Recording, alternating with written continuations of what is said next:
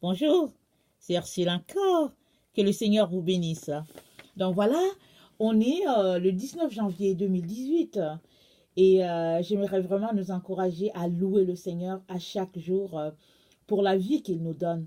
Vous savez, il y a des personnes qui donneraient tout, tout pour revenir sur cette terre, demander pardon, parce que elles sont de l'autre côté et le côté là où il y a les flammes.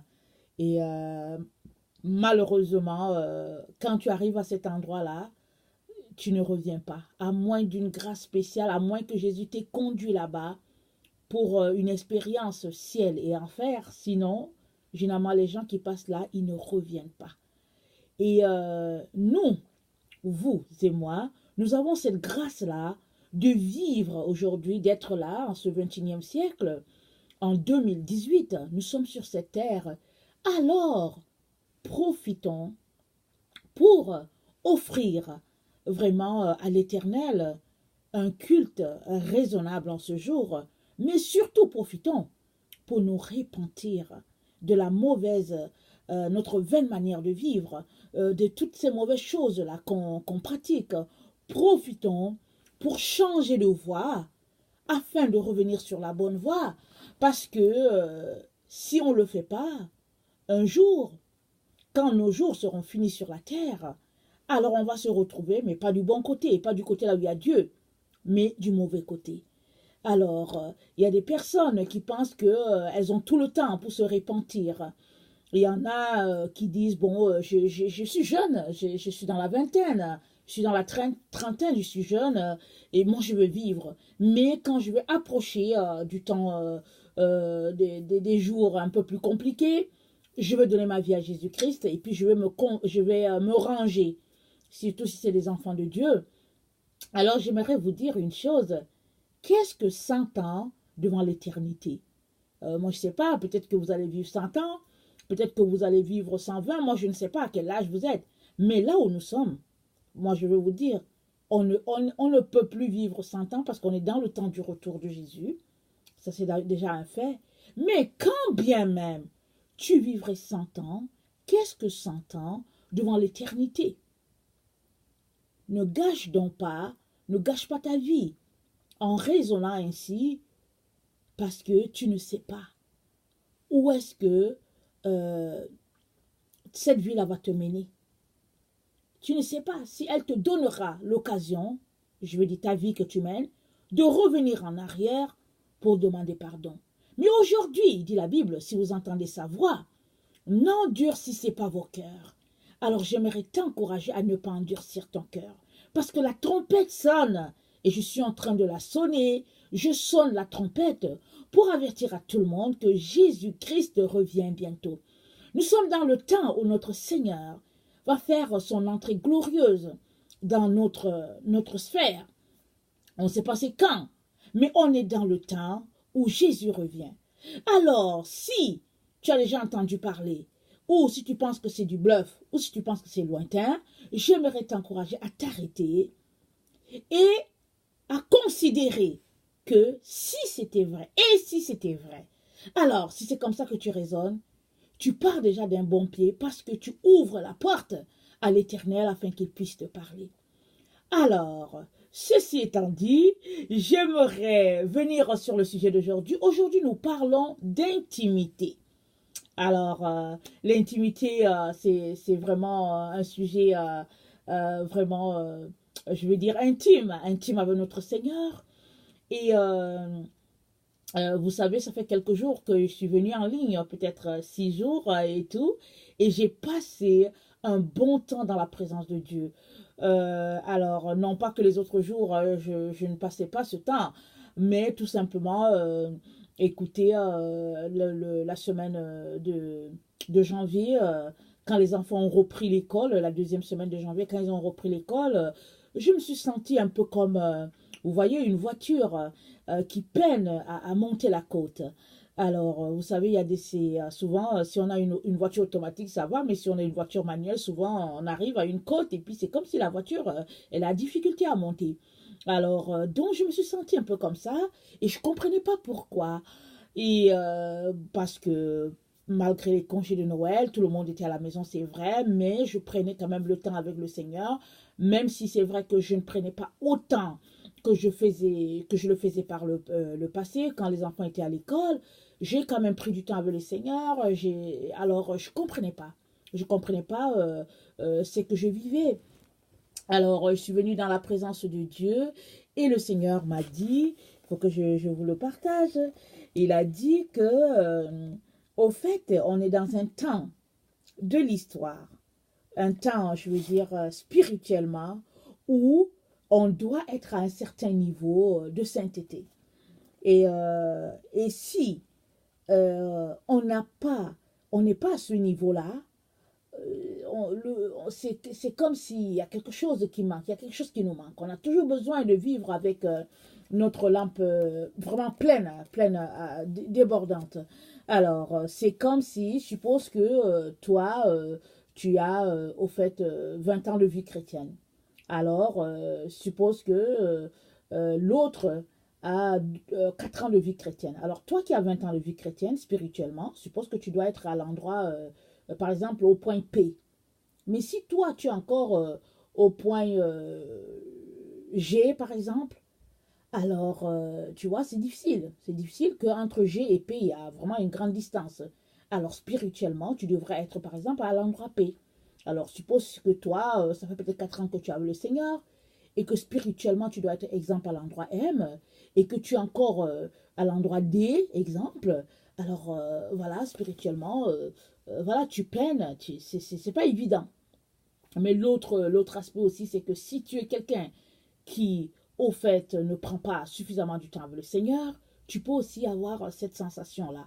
Et c'est très important que chacun soit au niveau spirituel où il doit être, parce que si tu n'es pas à ce niveau spirituel, euh, tu auras tendance à te refroidir, tu auras tendance à descendre. Je ne sais pas comment expliquer ça. C'est comme on perd les pédales, on faiblit et puis on n'est pas ferme, les membres ne sont pas fermes. Et puis bon, on vit un peu cet effet-là. C'est comme ça que je peux l'expliquer. Alors, donc, voilà. Et le Seigneur m'a invité à prendre plus de temps avec lui. Alors, j'ai trouvé ça génial. J'ai vraiment pris du temps avec le Seigneur et puis je ne voulais pas sortir de là. J'ai trouvé que c'était vraiment c'était vraiment des temps extraordinaires.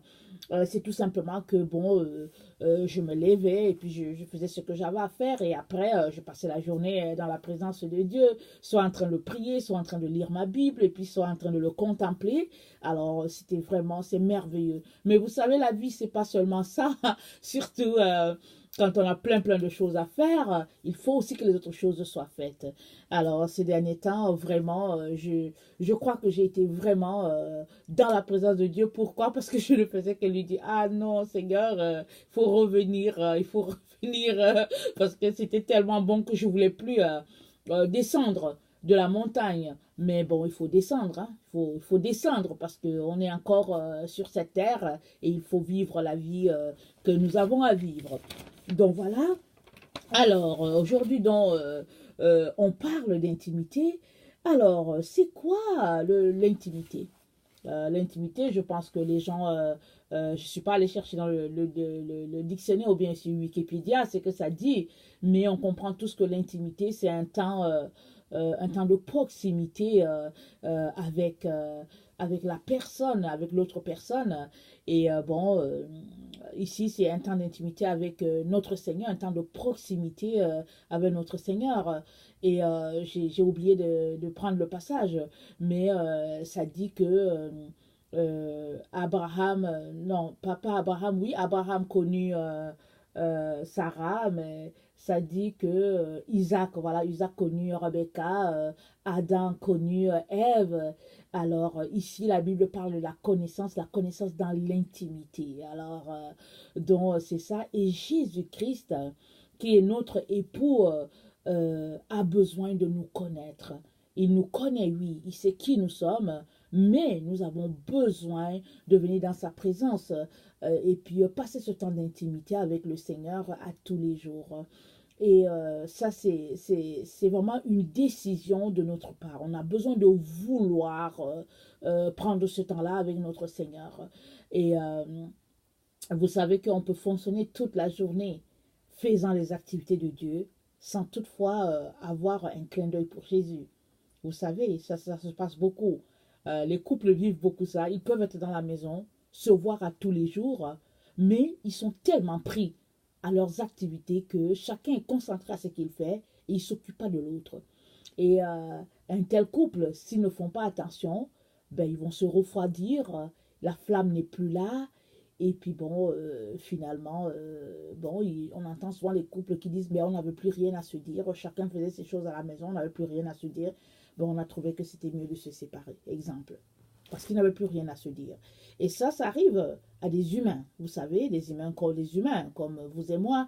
Alors à combien plus forte raison, nous, les humains, en relation avec notre Seigneur qui est un être spirituel. Alors vous savez que ce qui est chair est chair et ce qui est esprit. Alors nous avons pour époux Jésus-Christ et nous sommes des êtres spirituels avant toute chose, avant d'être des êtres de chair, mais nous vivons dans la chair. Et pour garder cette relation spirituelle vraiment ancrée dans le Seigneur, nous avons besoin de venir devant notre Seigneur à tous les jours. Nous avons besoin de venir l'aimer, nous avons besoin de venir lui dire combien il est précieux à nos yeux, combien il est tout pour nous.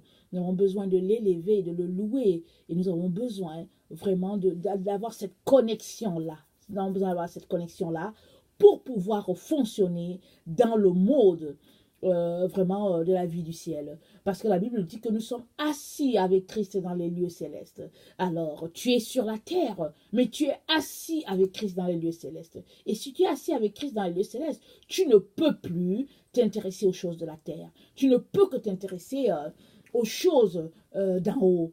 Alors, pour t'intéresser aux choses d'en haut, mon cher frère et ma chère soeur, tu as besoin de rester attaché à Jésus-Christ. J'aimerais qu'on lise ça, Jean 15, le verset 1 au verset 7. « Je suis le cep et mon Père est le vigneron. Tout sarment qui est en moi et qui ne porte pas de fruit, il le retranche, et tout sarment qui porte du fruit, il l'émonde afin qu'il porte encore plus de fruits. Déjà vous êtes purs à cause de la parole que je vous ai annoncée, demeurez en moi et je demeurerai en vous. Comme le sarment ne peut de lui-même porter du fruit s'il ne demeure attaché au cep, ainsi vous ne le pouvez non plus si vous ne demeurez en moi. Je suis le cep, vous êtes les sarments. Celui qui demeure en moi et en qui je demeure porte beaucoup de fruits, car sans moi vous ne pouvez rien faire. Je répète, car sans moi vous ne pouvez rien faire. Si quelqu'un ne demeure pas en moi, il est jeté dehors comme le sarment et il sèche. Puis on ramasse les sarments et on les jette au feu et il brûle. Si vous demeurez en moi, bon, voilà, je m'arrête ici. Alors, Jésus dit que sans lui, nous ne pouvons rien faire. Et ça, c'est vrai. Pourquoi nous ne pouvons rien faire? Au fait, nous ne pouvons rien faire qui plaise au Père.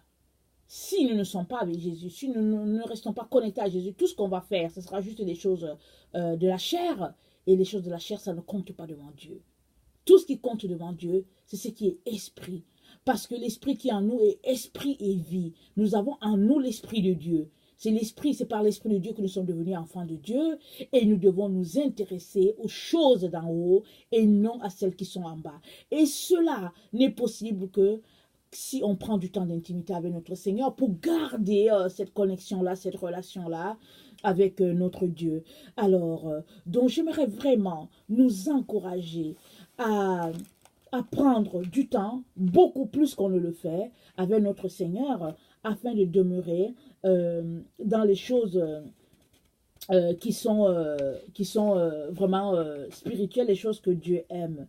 Alors, vous savez, il y a beaucoup d'enfants de Dieu qui sont sincères dans leur marche avec le Seigneur. Ils ont donné un jour leur vie à Jésus, ils vont à l'église, ils font ce qu'ils pensent qu'ils doivent faire. Mais quand vient le moment de prendre plus de temps avec le Seigneur, c'est là que ça bloque. Pourquoi? Parce que dans leur tête, au fait, ils ont donné leur vie à Jésus et ils croient au salut. Et ils vont à l'église, ils croient aux différentes peut-être prédications qui sont dites. Mais ces personnes ne vont pas plus loin. Et elles ont donc deux vies. La vie du chrétien de dimanche et puis la vie, leur vie à eux. C'est-à-dire, ils décident, ils veulent aller à gauche, ils vont à gauche, ils veulent aller à droite, et ils vont à droite sans la permission du Seigneur. Ils vivent leur vie.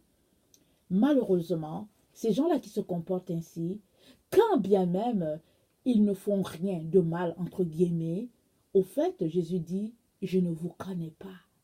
Parce que Jésus ne connaît que la personne qui vient chaque jour vers lui et lui dit, Seigneur, tu es tout pour moi. Seigneur, je t'aime, je ne peux pas vivre sans toi.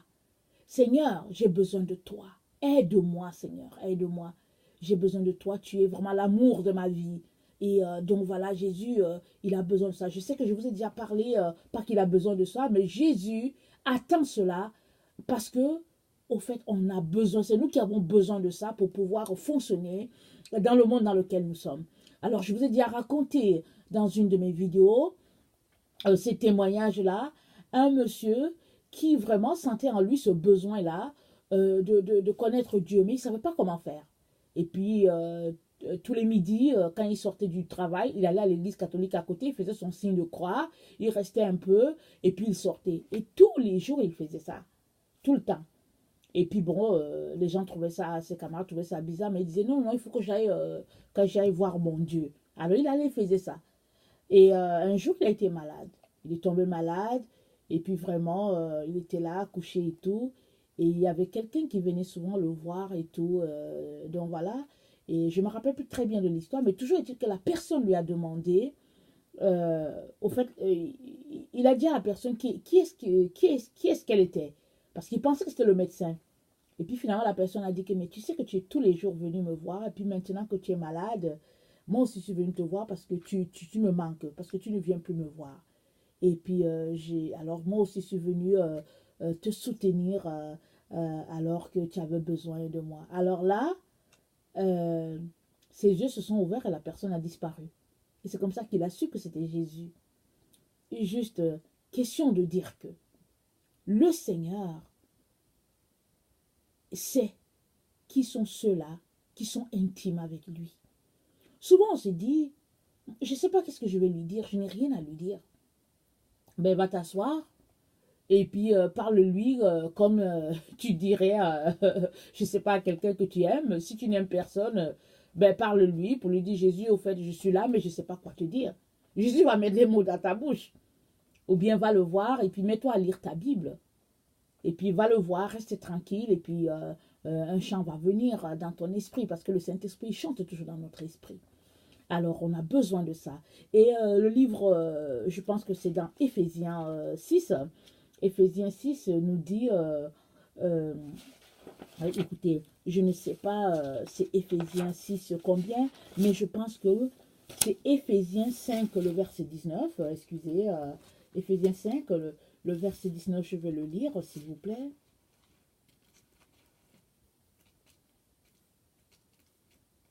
Voilà, on dirait que je ne l'ai pas préparé avant et puis bon, ça me prend un peu de temps pour le chercher. En tout cas, vous allez le lire. Alors, ce que je vais dire, c'est que, ok, je l'ai trouvé, je vais le lire alors. Ainsi, vous vous encouragerez, pardon, je lis dans la version Summer, je suis habituée à lire dans l'UCEGOR, alors j'avais l'air un peu perdu. Ainsi, vous vous encouragerez mutuellement par le chant des psaumes, d'hymnes, des cantiques inspirés par l'Esprit. Vous louerez le Seigneur de tout votre cœur par vos chants et vos psaumes. Bon, plus haut, le verset 18, ça dit, ne vous enivrez pas de vin, cela vous conduirait à une vie de désordre, mais laissez-vous constamment remplir par l'Esprit. Donc voilà, okay, c'est une vie, la vie d'intimité, c'est un peu une vie où tout ce que tu fais, c'est pour le Seigneur. Alors, si tu es quelqu'un qui ne sait pas quoi dire au Seigneur, alors viens t'asseoir, chante-lui les hymnes, chante-lui les psaumes, lis tes psaumes, et puis prends ce temps-là, et le Seigneur lui-même va te conduire dans sa présence. Parce que, vous savez quoi, si on n'a pas un temps d'intimité avec le Seigneur, on va devenir des personnes tièdes, qu'on le veuille ou pas. C'est-à-dire, je pense que c'est Paul qui dit que les deux, la chair et l'esprit, ils ont des désirs contraires. De telle sorte qu'on ne puisse pas faire ce qu'on veut, au fait. Parce que les choses de la chair ne vont pas de pair avec les choses de l'esprit. C'est vraiment deux boulevards vraiment carrément opposés. C'est pas ensemble. Tu ne peux pas dire que tu prends un et puis tu vas couper et puis tu vas rencontrer l'autre chemin de l'autre côté. C'est pas possible. Alors, si vraiment tu es à Christ et que tu veux marcher avec lui et que tu veux te retrouver dans sa présence un jour, il est important que sur cette vie, tu vives déjà la vie de quelqu'un mis à part, la vie de quelqu'un qui est sanctifié. Et cela te demande un temps d'intimité avec le Seigneur. Parce que tu ne peux pas vivre cette vie-là autrement. Il y a beaucoup d'enfants de Dieu qui, au fait, je l'ai déjà dit, qui sont des gens bien intentionnés, mais quand ils se retrouvent dans la semaine, peu importe, du lundi au samedi, exemple, ils sont vraiment dans le train-train quotidien avec les camarades, les collègues et puis tout, et ils mènent une autre vie, ils parlent un autre langage, et puis bon, ils n'ont même pas de connexion avec Dieu. Et enfin, quand ils viennent le week-end ou bien le dimanche, bon, maintenant on vient prendre un temps avec le Seigneur. Moi, je pense que vraiment, le temps dans lequel on ne peut plus continuer de faire ça. Parce que vraiment, on est à un niveau où on a besoin d'attiser notre feu, on a besoin d'attiser notre flamme, sinon elle a tendance à s'éteindre si on est encore attaché aux choses du monde. Alors j'aimerais vraiment nous encourager à tout faire pour ne pas tomber dans la tiédeur ou bien pour sortir de la tiédeur si on y est. Alors j'aimerais ça lire Apocalypse 3 à partir du verset, excusez, à partir du verset 14. Et ça dit ceci, c'est à l'église de Laodicée. Apocalypse 3. À l'ange de l'église de Laodicée. Écrit, voici ce que dit celui qui s'appelle Amen, le témoin digne de foi et véridique. Je lis, pardon, dans la version du Semeur. Celui qui a présidé à toute la création de Dieu, je connais ta conduite et je sais que tu n'es ni froid ni bouillant. Ah, si seulement tu étais froid ou bouillant. Mais puisque tu es tiède, puisque tu n'es ni froid ni bouillant, je veux te vomir de ma bouche. Tu dis, je suis riche, j'ai amassé des trésors, je n'ai besoin de rien, et tu ne te rends pas compte que tu es misérable et pitoyable, que tu es pauvre, aveugle et nu. C'est pourquoi je te donne un conseil, achète chez moi de l'or purifié au feu pour devenir réellement riche, des vêtements blancs pour te couvrir afin qu'on ne voit pas ta honte, nudité et un collier pour soigner tes yeux afin que tu puisses voir clair. Donc voilà, écoutez, la tiédeur, c'est un peu la marque de notre génération. Vous voyez un peu notre génération, notre groupe, les gens du 20e, 21e siècle, c'est des gens qui n'ont pas besoin de Dieu. Et, ils se disent riches, ils se disent émancipés, ils se disent toutes sortes de théories dont cette génération-là, ce groupe-là, où Dieu a été, ils ont mis Dieu dehors, on ne s'intéresse plus à Dieu. Et on le voit tout autour de nous, même jusqu'à dans nos écoles, on enseigne des hérésies à nos enfants à l'école, de leur enseigner vraiment leur calcul, leur mathématiques, leur français ou leur anglais. On enseigne autre chose aux enfants. Et puis on les conduit petit à petit vers le système de l'Antichrist. Et c'est ça. Pour ne donc pas tomber dans la tiédeur, on a besoin de nous accrocher vraiment à notre Seigneur. Et un temps d'intimité, c'est ça qui est nécessaire pour nous. Et l'intimité avec le Seigneur, évidemment, j'en ai déjà parlé plusieurs fois, c'est très important de lire notre Bible. Notre Bible, la Bible, c'est la parole de Dieu. Ça, c'est un trésor que Dieu nous a donné. Accrochons-nous à cela. Si nous la lisons plusieurs fois, on pourra vraiment voir les tactiques de l'ennemi. Mais si on est des personnes qui ne lisons pas beaucoup la Bible, on ne va pas voir la subtilité. Parce que vraiment, nous vivons dans un monde vraiment très, très, très subtil. Un monde où la vérité a été transformée en mensonge et le mensonge a été transformé en vérité, de telle sorte que les gens sont confus. Même ceux-là qui sont les enfants de Dieu, ils sont confus. Souvent, ils entendent quelque chose et puis ils entendent la vérité et ils ont l'impression que c'est la vérité qui est fausse. Et ça, c'est les enfants de Dieu. Et c'est parce que, par exemple, ces enfants ne lisent pas la parole. Parce que si tu lis la parole, plus tu lis la parole, plus le Seigneur va te donner que le voile puisse tomber, que les écailles puissent tomber, et puis tu vas mieux voir, tu vas discerner vraiment ce qui se passe autour de toi. Alors vraiment, chers frères, chères sœurs, je viens vraiment nous encourager en ce temps où nous sommes, à ce moment de l'histoire, ce moment critique de l'histoire. Je viens nous encourager à demeurer très très intime avec notre Seigneur afin de pouvoir passer à travers. Alors, je vais vous dire une chose. Il est très important que vous puissiez regarder dans votre quotidien, que vous puissiez regarder où est-ce que vous pouvez encore couper du temps pour venir dans la présence de Dieu. S'il vous plaît, faisons tout ce qu'on peut faire pour ne pas rater cet endroit-là. Je veux dire le ciel, faisons tout. Vous savez, on est soumis tous aux mêmes contraintes parce que, écoutez, la vie, elle est ce qu'elle est, plein de choses charnelles. Et puis, très très bientôt, l'Antichrist va prendre le contrôle de ce monde-là avec le faux prophète. C'est dit dans l'Apocalypse. Et on est la génération qui allons vivre ces choses-là. Alors, à quel moment va se passer l'enlèvement? Dieu seul sait. Mais nous devons être prêts à tout moment. À tout moment. Et seuls ceux-là qui seront ancrés dans les Écritures, seuls ceux-là qui vont s'accrocher à la parole de Dieu pourront s'en sortir.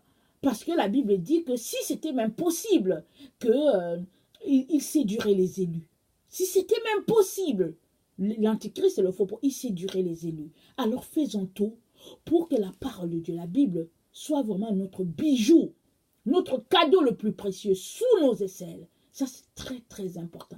Alors, si vous n'avez rien à faire, ou bien si vous avez déjà fini de faire la cuisine et tout, au lieu de vous asseoir pour regarder, je ne sais pas, une émission à la télévision, n'importe quoi, je ne sais pas quoi, s'il vous plaît, prenez ce temps-là pour lire votre Bible. Parce que, anyway, toutes ces émissions-là que vous regardez, c'est des émissions qui sont vouées à l'enfer. Ça s'en va à l'enfer. Alors, pourquoi perdre le temps pour regarder ces choses-là quand nous savons que ces choses-là ne vont pas nous suivre au ciel? Parce qu'au fait, il n'y a plus le temps, au fait. En fait, ce qui se passe, c'est que quand on parle, il y a beaucoup de gens qui pensent que, bon, c'est juste du bluff. C'est parce qu'ils se disent qu'ils ont le temps. Mais quand les choses vont commencer à dégringoler, c'est là que les gens vont courir pour saisir leur Bible et ils n'auront plus vraiment ils seront paniqués, au fait. C'est maintenant que tout semble calme, un calme plat. C'est maintenant que nous devons remplir nos lampes d'huile. C'est maintenant que nous devons prendre la parole, la manger, l'assimiler. Parce que je vous dis, regardez, la Bible, elle est déjà changée. Hein. Si vous ne faites pas attention, écoutez, elle est changée. Il y a beaucoup de choses qui sont changées déjà dans la Bible. Essayez d'aller sur Internet et puis de taper certains mots. Vous serez étonnés. Et peut-être que par la grâce de Dieu, peut-être que je vais apporter un enseignement un jour là-dessus. Alors faisons très attention. Parce qu'il y a des Bibles qui circulent déjà, où on a enlevé certaines choses, certains trucs, et on a mis d'autres. Parce qu'il faut intégrer les homosexuels à quelque part, vous savez. Et les lesbiennes, il faut les intégrer à quelque part dans la Bible. Les gens ont réussi à les intégrer dans la Bible, comme si Dieu approuvait ce qu'ils faisaient. Moi, j'ai déjà lu ça. Je l'ai lu. On ne me raconte pas n'importe quoi. Alors, je ne vous raconte pas n'importe quoi. Je l'ai lu de mes yeux. Je l'ai lu. Alors, faisons très, très attention. Lisons la Bible. Et si nous avons le temps, allons, comment on appelle ça, réciter nos versets. Gardons-les dans notre cœur. Parce que, vraiment, nous sommes dans un temps très, très critique. Très bientôt, Jésus va venir. Mais avant que Jésus vienne, Matthieu 24 nous dit qu'il faut que certaines choses arrivent. Et nous sommes vraiment cette génération-là qui allons vivre des choses vraiment très, très difficiles. Mais si nous sommes ancrés en Jésus et que nous savons que toutes ces richesses terrestres-là ne vont pas nous suivre à quelque part, alors, bon, on a notre Jésus. Jésus est avec nous, Jésus est dans notre cœur. Donc voilà, alors vraiment que le Seigneur vraiment puisse enlever les écailles de nos yeux, chacun pour sa part, et qu'il nous donne de voir où se trouve la vérité, où se trouve l'essentiel, où se trouve la chose la plus importante. Et ça, c'est Jésus. Jésus, c'est la chose la plus importante. Ça, tous nous le savons. Mais pour le garder vraiment dans notre cœur, vraiment de manière très très précieuse. Nous avons besoin de prendre ce temps d'intimité-là avec lui. Donc voilà, j'aimerais, je l'ai déjà dit tout à l'heure, mais je rappelle encore que Jésus arrive. Jésus arrive, et ça, ce n'est pas juste des histoires racontées ça et là. Ouvrez vos yeux, tout autour de nous nous montre que nous sommes dans les derniers temps. Alors, on ne sait pas, est-ce qu'il va venir aujourd'hui, dans 2 semaines? Est-ce que c'est dans 1 an, 2 ans? Moi, je ne sais pas. Vous non plus. Mais ce qui relève de nous, c'est que nous devons nous préparer. Préparons-nous, préparons les nôtres. Et puis, n'hésitons pas à sonner la trompette. Même si les gens nous traitent de fous, c'est pas grave. Sonnons la trompette, on va au moins sauver 1 ou 2 quelque part. Et on sera content d'avoir vraiment aidé une personne de passer du monde des ténèbres au monde de lumière. Donc voilà, maintenant, si tu es quelqu'un qui ne connaît pas le Seigneur et que, bon, qui peut-être te dit que la vie, elle est devant toi, qui pratique une religion, ou bien, bon, qui te dit peut-être que Dieu n'existe pas, j'aimerais te dire que Dieu existe, il est vivant, il va très bien, et au fait, il continue de contrôler le monde, et qu'il y a une seule personne qui sauve, et c'est son Fils Jésus-Christ. Jésus-Christ, il est Dieu, il est devenu homme pour nous montrer le chemin vers le Père. Il est mort à la croix, et il est ressuscité, il est monté au ciel, et il allait nous préparer une place. Et il a dit, avant de partir, il a dit qu'il reviendrait, et quand il reviendrait, il prendrait son épouse pour être éternellement avec elle. Alors, j'aimerais te demander, vraiment t'encourager à aller chercher la face du Père et de lui demander si ce que tu entends c'est vrai. Parce que Dieu t'aime tellement qu'il a pourvu pour ton salut, afin que tu ne passes pas tes jours, ton éternité dans l'enfer. Alors, il y a un enfer et un paradis. Alors, la seule personne qui va au paradis, c'est la personne qui a donné sa vie à Jésus-Christ, qui a fait de lui son Seigneur et son Sauveur et qui marche selon lui. Et tous les autres, ils vont aller de l'autre côté en enfer. Et moi, je n'aimerais pas que tu ailles en enfer. Jésus non plus. Alors, c'est pourquoi, au fait, je suis là pour t'encourager, pour te dire, viens chercher la vérité. La vérité se trouve en Jésus et lui seul peut te faire quitter le monde des ténèbres vers le monde des lumières. Voilà, le Seigneur vous aime et moi aussi je vous aime et je vous encourage vraiment à chercher la face du Père pour que vraiment sa lumière puisse nous guider sur cette terre-là pour les quelques instants qui nous restent à vivre encore. Que le Seigneur vous bénisse. Merci.